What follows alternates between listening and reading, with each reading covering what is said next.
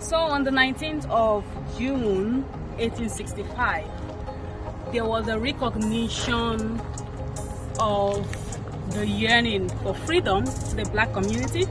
They were notified of the supposed end of slavery. Where we are now is the Frontier Culture Museum, the West African exhibit, which we call the Igbo Village. Okay. As we all know, in Virginia, almost more than 40% of the black slaves brought into Virginia were the Igbo people.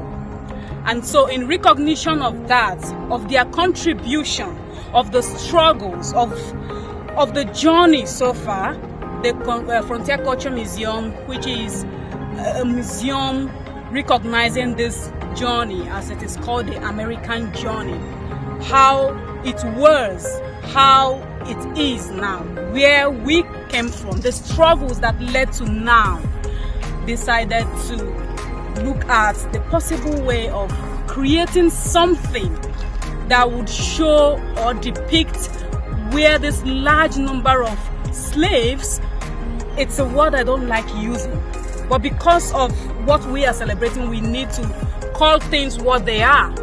So this is in recognition of the life of freedom, the life and the way the people, the large number of slaves that were brought here, the way they used to live in their own community. So what you see here is a depiction of that. The house, the building in pre-colonial times, how these people were living.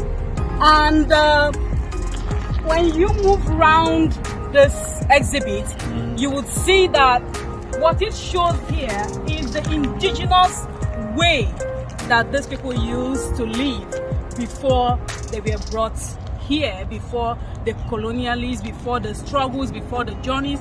You will still find this in Igbo land, and it's amazing that you can come here and perhaps see a connection to these struggles, see a connection to these people, and perhaps start a conversation. So I am happy that this is something that can start that conversation.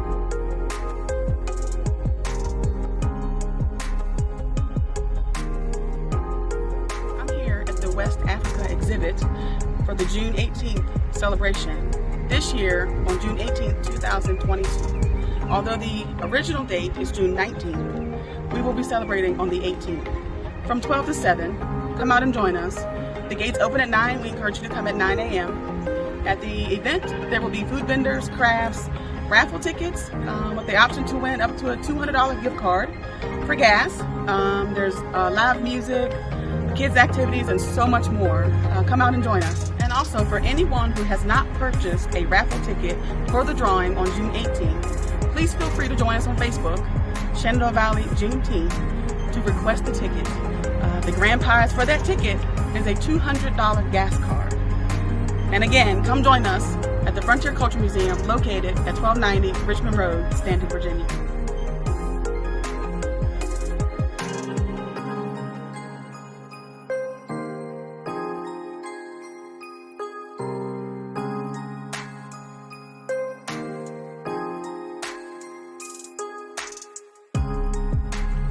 Good afternoon, everyone.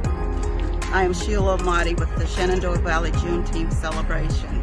This year we will be celebrating Juneteenth again at the Frontier Culture Museum. It will be from 9 to 7, 12 to 7 with activities. Our theme this year is African American history is U.S. history, not one day, but every day. The history of Juneteenth goes back to 1619, when Africans were brought here, enslaved, to Fort Comfort in Virginia, which is near Hampton, Virginia. The enslaved came here and were subjected to harsh treatment for over 200 years. On January 1st, 1863, Abraham Lincoln signed the Emancipation Proclamation, which in essence stated that the enslaved were free. However, it wasn't until June 19th, 1865 under federal troops led by General Gordon Granger under Order Number 3 that was held in Galveston, Texas, to say that the enslaved were no longer enslaved. With this occurrence, the enslaved were free pretty much on paper, but not in reality. It took over 200 years for them to have some semblance of freedom. During that time, they were subjected to a lot of harsh treatment and discrimination. True freedom came for African Americans when the Civil Rights Act of 1964 was signed into law, which outlawed bar discrimination in employment.